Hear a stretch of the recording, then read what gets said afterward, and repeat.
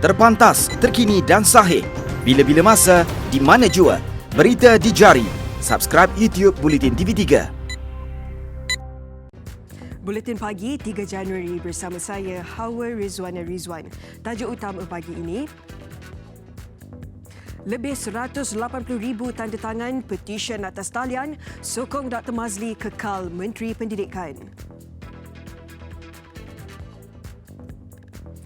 Jabatan Pendidikan Negeri Melaka siasat dakwaan sekolah paksa ibu bapa beli kerusi meja.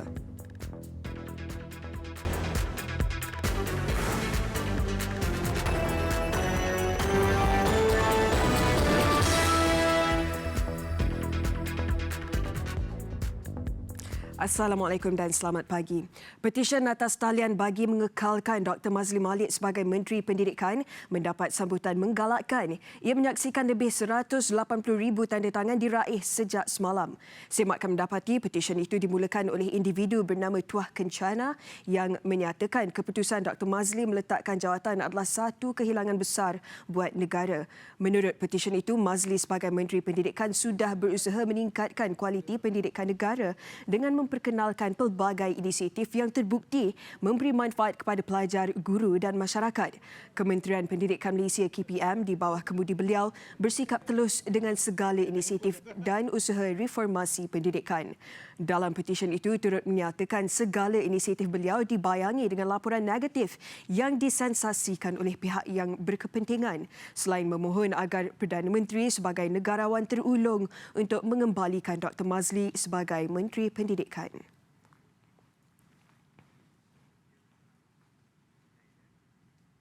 Jabatan Pendidikan Negeri Melaka akan melakukan siasatan berhubung dakwaan pihak sekolah mengarahkan ibu bapa membeli kerusi dan meja untuk anak mereka. Exco Melaka Datuk Nur Effendi Ahmad berkata, perkara berpunca kerana salah faham antara keluarga dan pihak terbabit. Ujarnya, tiada sebarang arahan berkaitan pihak ibu bapa perlu membeli kerusi atau meja di sekolah. Isu itu timbul apabila pihak ibu bapa membuat rayuan bagi penempatan anak mereka ke sekolah berbeza. Siasatan awal mendapati pengetua dan guru besar memaklumkan pihak sekolah tidak pernah memaksa. Malah ibu bapa terbabit membeli secara sukarela bagi memastikan penempatan anak mereka di sekolah berkenaan. Siasatan dalaman kita akan jalankan. Seperti yang saya maklumkan, ia amat terpencil dan sehingga hari ini saya mendapat laporan pun hanya 2 sekolah saja. Satu sekolah menengah dan satu juga sekolah rendah. Jadi amat terpencil. Tetapi saya katakan ini bukan dasar kementerian ke, jabatan ke ataupun pihak sekolah. Sementara itu, Jabatan Pendidikan Negeri itu akan mengkaji semula prosedur operasi standard berkaitan selain mahu pihak sekolah tegas dengan jumlah penempatan pelajar. Ya, saya tegaskan di sini pada pengetua dan guru besar. InsyaAllah dalam minggu depan saya akan bertemu dengan pengetua dan guru besar. Saya nak tegaskan bahawa 4 asas dalam buka sekolah. Yang pertama bangunan, yang kedua ialah kursi meja murid, yang ketiga buku teks, yang keempat ialah guru. Itu tanggungjawab kerajaan, yang memang kerajaan akan bertanggungjawab sepenuhnya. Okey, yang itu saya nak tegaskan, tidak ada arahan-arahan lain yang boleh dikeluarkan dan saya tidak teragak-agak untuk mengambil tindakan mengikut peraturan sekiranya ada arahan-arahan yang bertentangan dengan dasar Kementerian Pendidikan Malaysia.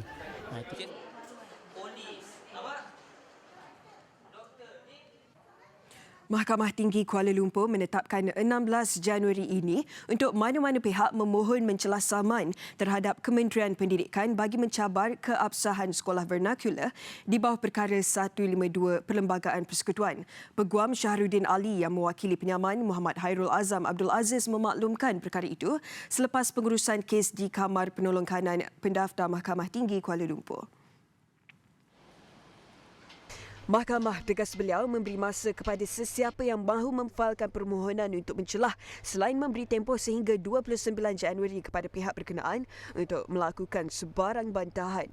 Anak guamnya juga akan memfailkan affidavit tambahan pada tarikh itu. Mahkamah turut menetapkan 12 Februari depan sebagai pendengaran semua permohonan. 17 Disember lalu, Muhammad Hairul Azam memohon pengisytiharan bahawa Seksyen 17 dan 28 Akta Pendidikan yang membenarkan penggunaan bahasa Mandarin dan menggunakan Tamil sebagai bahasa pengantar di sekolah Cina dan Tamil tidak konsisten dengan perkara 152 Perlembagaan Persekutuan. Muhammad Hairul Azam menamakan dirinya sebagai plaintiff tunggal, manakala Menteri Pendidikan dan Kerajaan Malaysia sebagai defendant. Permohonan itu dibuat selepas Mahkamah Persekutuan pada 11 November menolak kebenaran kepada Muhammad Hairul Azam untuk mencabar kewujudan sekolah-sekolah vernacular yang menurutnya bertentangan dengan Perlembagaan Persekutuan. Hakim Besar Malaya Azhar Muhammad dalam penghakimannya memutuskan Parlimen mempunyai bidang kuasa untuk menggubal undang-undang mengenai pendidikan. Beliau juga memutuskan Mahkamah Persekutuan bukanlah platform untuk memohon mencabar kewujudan sekolah vernacular. Sebaliknya, Mahkamah Tinggi boleh mendengar isu perlembagaan berkaitan sekolah vernacular. Muhammad Hairul Azam memfailkan usul di Mahkamah Persekutuan untuk mencabar kesahihan sekolah vernacular pada 23 Oktober lalu. Seorang pelajar yang menderita dipercayai akibat pencemaran sisa toksik di Pasir Gudang Johor pada Mac tahun lalu menerima tawaran melanjutkan pelajaran di Maktab Rendah Sains Mara MRSM Johor Bahru. Irfan Wafi Irham Wazir, 13 tahun, yang disyaki dijangkiti miokimia belum membuat keputusan kerana masih menjalani rawatan di bawah pemantauan Kementerian Kesihatan. Kisah Irfan mencuri perhatian selepas kakinya menggeletar dipercayai masalah saraf akibat pencemaran Sungai Kim Kim. Menurut bapanya Irham Wazir Abdul Wahab, walaupun sudah 9 bulan berlalu, anak keempatnya itu masih belum pulih sepenuhnya. Daftar sepatutnya 6 hari bulan ni. Tapi semalam dinasihatkan saya pasal dia pun tak nak Irfan datang dengan macam ni. So kami dapatkan hospital dulu. So dia dapat dalam pengecualian dalam 2 minggu lah. Maknanya 14 hari bulan lah terakhir dia boleh daftar. 14 hari bulan. Dengan syarat dia punya reses ni hilang. Tambah Izham, kaki dan tangan Irfan menggeletar sejak 9 bulan lalu dan menyebabkan dia tidak dapat bergerak secara normal. Ia susulan pakar memberikan ubat sawan baru dengan dos lebih tinggi bagi merawat penyakit myokimia Irfan. Cuma ialah satu lagi saya risau perubatan ni. Kalau ubat dia dah tak ada kat sini, dan saya minta harapan saya tu pihak Kementerian Kesihatan cubalah berubat kat luar pula. Dapatkan pakar-pakar luar atau hantar dia keluar. Saya dah repeat benda ni banyak kali kan. Tak bolehlah jadikan dia ni eksperimen. Dah macam testing subjek pula kan. Ubat tak sesuai, testing tukar ubat lagi, tukar ubat. Selain rawatan pakar neurologi di Hospital Kuala Lumpur HKL, Irfan juga menerima rawatan fizioterapi di Hospital Sultan Ismail HSI selain rawatan psikologi di Hospital Permai Johor Bahru. Irham ditemui pada majlis serah terima wang tabung Hope for Irfan berjumlah RM17,000 di Sekolah Kebangsaan SK Taman Bukit Dahlia, Pasir Gudang. Turut hadir Ibu Irfan Nurlela Abu Hashim. Cek disampaikan oleh Exco Pendidikan Sumber Manusia, Sains dan Teknologi Aminul Huda Hassan. Kerajaan Johor menerusi Jabatan Pendidikan Negeri Johor Julai lalu melancarkan tabung bagi membantu Irfan. Irfan seorang daripada 4 murid SK Taman Bukit Dahlia yang mencatat keputusan 6A dalam ujian penilaian sekolah rendah UPSR tahun lalu. Pencemaran toksik di Sungai Kim Kim Mac lalu menjejaskan kira-kira 6,000 penduduk termasuk pelajar di 111 sekolah yang diarahkan tutup.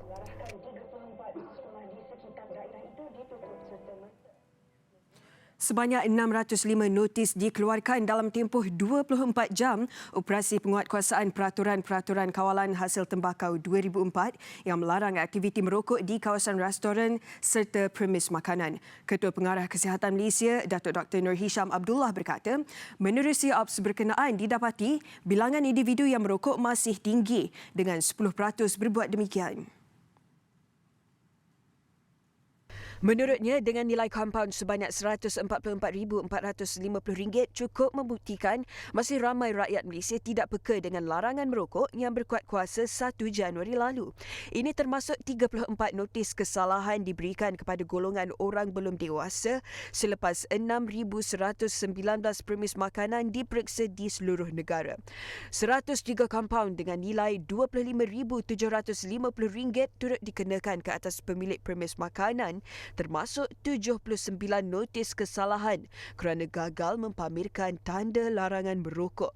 Manakala 24 notis kesalahan melibatkan kegagalan permis menyediakan kemudahan merokok. Untuk kesalahan pertama dan kedua, individu serta pemilik premis boleh dikenakan kompaun RM250 dan jika mengulanginya lagi, kadar lebih tinggi akan dikenakan.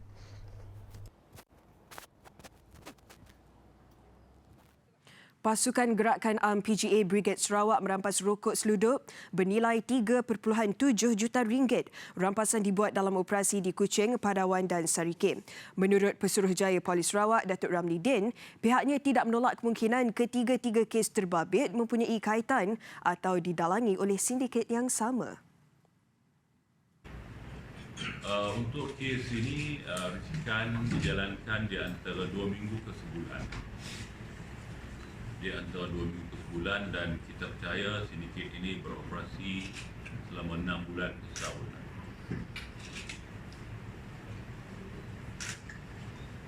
Dan daripada mana datangnya rokok-rokok ini, boleh dikatakan daripada 2 cara. Satu melalui jalan laut dan satu lagi melalui jalan darat. Dalam serbuan di Kuching dan Padawan pada Rabu lalu, PGA Batalion 11 berkawah merampas rokok dengan nilai keseluruhan RM2.65 juta.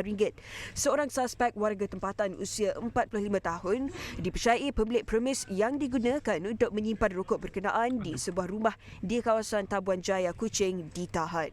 Manakala dalam operasi sama jam 1.30 tengah hari semalam, pasukan PGA dari Batalion 10 Sibu merampas rokok bernilai RM1.1 juta ketika serbuan dilakukan di sebuah rumah di Sarike.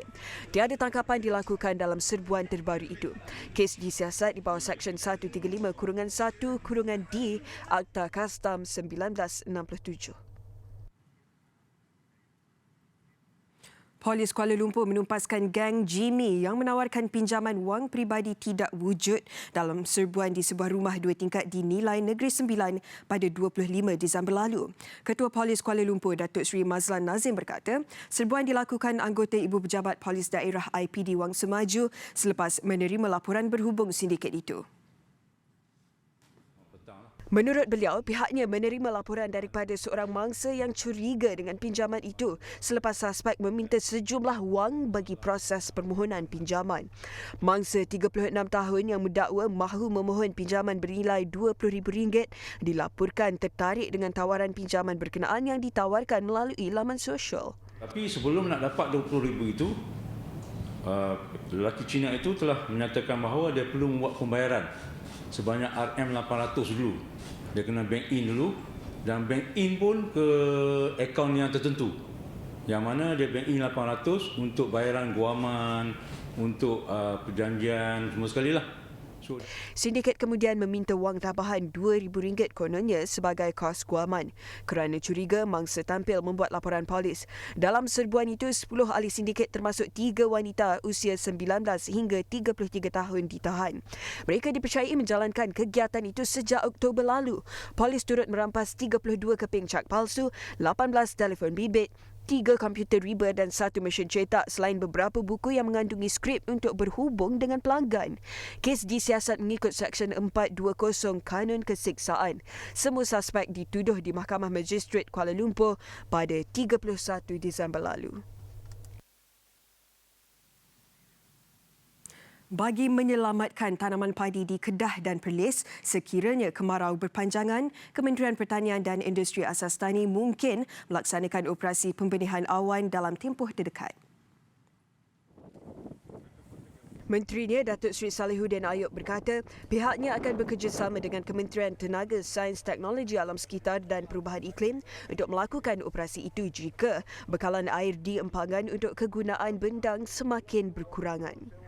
Dan kita telah ada peruntukan untuk kita membuat pembenihan ini. Cuma buat masa ini kita diberikan nasihat oleh pihak kaji cuaca, keadaan terbentuk awan itu masih lagi tidak sesuai. Kita menunggu dan kita memerhatikan pada setiap saat dan ketika Kalau sesuai, makanya kita akan menggunakan peruntukan yang sedia ada itu untuk kita melakukan pembinaan awal. Datuk Seri Salahuddin ditemui ketika lawatan kerja di petak sawah padi di Repuh dekat Kangar. Ketika ditanya mengenai kelewatan tindakan daripada pihak berwajib, Datuk Seri Salahuddin berkata beliau akan memastikan ada jalan penyelesaian agar tidak berlaku kerenah birokrasi yang membebankan petani. Bagi tempoh jangka masa panjang, pihaknya akan cuba melakukan sistem perparitan yang lebih baik. Sementara itu, mengulas mengenai pemberian baja, Datuk Seri Salahuddin berkata 95% pesawah sudah pun menerima bekalan dan bakinya akan diselesaikan dalam masa terdekat. Pesawah yang ditemui berharap ada penyelesaian yang terbaik buat mereka. Depa kata nak selesai masalah, kalau boleh nak selesai masalah kita buatlah selesai bagi dengan elok, jangan duk bagi dia bekalan kabung. Saat ni bila sana pun tak lepas, sini pun tak lepas, semua terlepas. Kita minta ikhlaslah, kan? Minta tolong. Ayat ni guna minta tolonglah, minta tolonglah, minta tolonglah Pak Tani. Tolonglah Pak Tani. No? Yang mana menteri yang mai tu kami pun bersyukur. Pada Selasa, Media Prima melaporkan seramai 337 pesawah melibatkan 496 hektar tanaman padi di Paya dan Jejawi Dalam dekat Kangar berdepan masalah tanah sawah yang kering dan berekah akibat sistem perparitan yang tidak sempurna.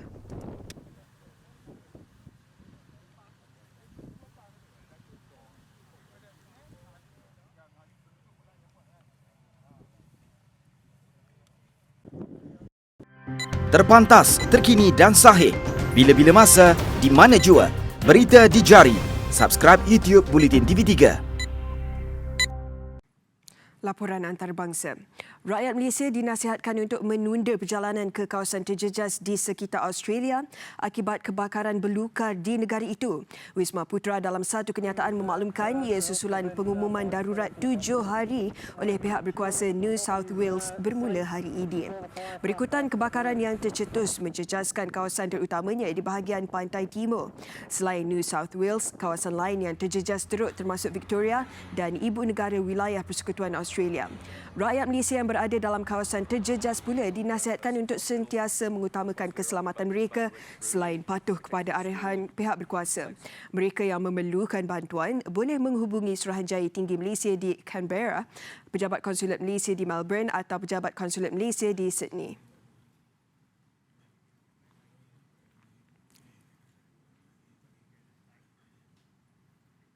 Asap susulan kebakaran belukar di timur Australia menyebabkan jerebu yang merentasi New Zealand. Asap kesan jerebu itu mula dikesan merentasi New Zealand sejak semalam dan cahaya matahari mula bertukar kemerahan dan keemasan bergantung tahap jerebu. Asap dari Australia itu bergerak sejauh 2,000 km merentasi Laut Tasman dan jerebu itu boleh dilihat dengan jelas. Perkhidmatan Meteorologi New Zealand memaklumkan jarak penglihatan juga serendah 10 km terutamanya di kawasan terjejas. Hampir 100 kebakaran tercetus di luar bandar New South Wales dan Queensland dengan 5 daripadanya di tahap sangat berbahaya.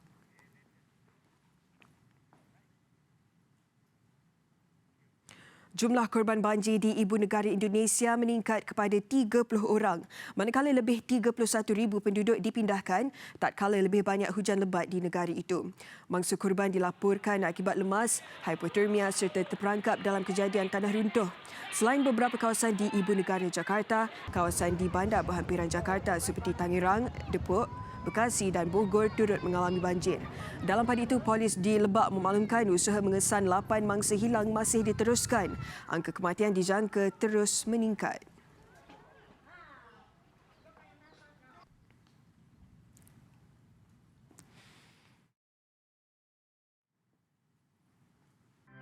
Terpantas, terkini dan sahih. Bila-bila masa, di mana jua. Berita di jari. Subscribe YouTube Bulletin TV3. Perkembangan sukan dimulakan dengan bola sepak Liga Perdana Inggeris. Ketajaman Mohamed Salah dan Sadio Mane terus menjadi igawan lawan apabila kedua-duanya membantu Liverpool meneruskan rentak kemenangan dengan menewaskan Sheffield United 2-0 awal pagi tadi. Kemenangan 2-0 ke atas Sheffield United bermakna ia kemenangan ke-19 buat Liverpool musim ini daripada 20 perlawanan yang diharui. Di Anfield, skuad kendalian Jurgen Klopp nyata sukar digugat pelawat apabila Mohamed Salah meletakkan tuan rumah di depan seawal minit ke-4. Kedudukan 1-0 kekal hingga babak pertama berakhir, sekalipun beberapa kali barisan The Reds meraih peluang di depan gawang lawan untuk menambah jaringan. Babak kedua, tekanan berterusan Liverpool membuahkan hasil pada minit ke-64. Giliran Sadio Mane pula menembusi gawang Sheffield dari jarak dekat untuk menggandakan kedudukan. Tiada lagi gol terhasil hingga perlawanan berakhir. Liverpool berjaya melebarkan rekod tanpa kalah musim ini dengan mengumpul 58 mata.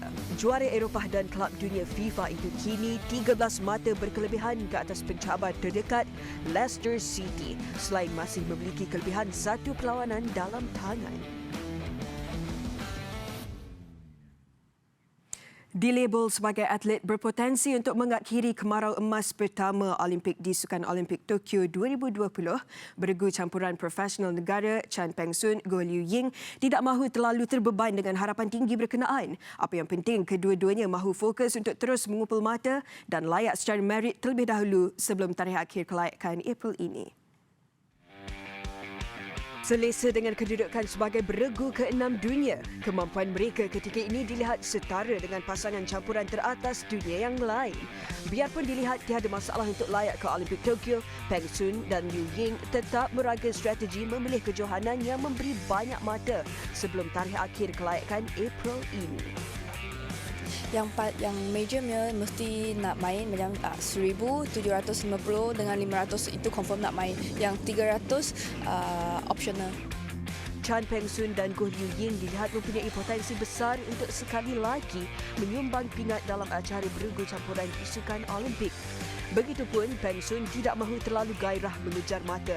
Sebaliknya memberi tumpuan kepada satu-satu perlawanan dan paling utama, mengelak kecederaan yang boleh menjejaskan peluang. Kita step by step dulu lah. Kita fokus yang ini coming 2 tournament, Malaysia Master and Indonesia Master. So lepas tu kita baru continue German or England macam tu lah. So sekarang yang buat terbaik untuk Malaysia Master and Indonesia Master dulu. Di Olimpik Rio 2016, Malaysia mencatat sejarah apabila acara badminton menyumbang 3 pingat perak menerusi Chan Peng Soon, Goh Liu Ying, Goh Bisham, Tan Hee Keong dan Datuk Lee Chong Wei.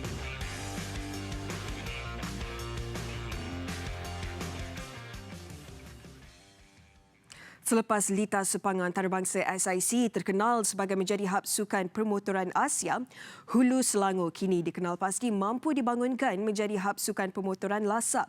Pegawai khas Kementerian Belia dan Sukan Rizwan Syafiq berkata, Hulu Selangor juga menjadi lokasi terbaik dalam mencari bakat muda menceburi bidang sukan permotoran.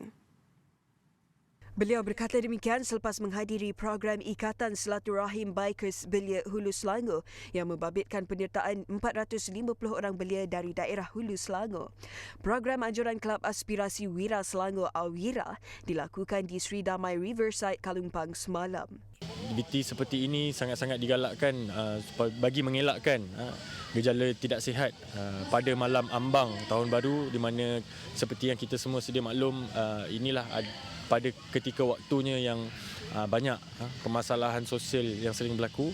Jadi inisiatif yang sangat bagus ni, kita di pihak Kementerian Belia dan Sukan sangat-sangat memberikan sokongan, di mana kita juga menyediakan sedikit bantuan dana untuk program-program seperti ini. Bagi saya, dekat negeri Selangor ni, kita harus adakan satu tempat untuk latihan untuk sukan bermotor, untuk kita menggilap generasi-generasi anak muda supaya dia berkecimpung dalam sukan pemotoran ni dengan lebih teratur, lebih berdisiplin. Jadi saya mengharapkan pihak-pihak yang berkuasa tengoklah sikit dan bantu untuk anak muda di negeri Selangor ni, adakan satu tempat untuk anak muda berlatih seperti motocross, superbike, kaprik dan sebagainya lah. Program sambutan ambang Tahun Baru malam tadi turut dimeriahkan dengan persembahan silat, poco-poco, cabutan bertuah dan penerangan disiplin sukan permotoran oleh ikon permotoran Gaban Saleh. Turut hadir Ahli Parlimen Hulu Selangor Jun Leo Siat Hui dan Lando Zawawi, ikon Brotherhood Malaysia. Sekian paparan Buletin Pagi. Terus ikuti perkembangan berita terkini di media sosial dan digital Buletin TV3. Saya Hawa Rizwana. Assalamualaikum dan salam hormat.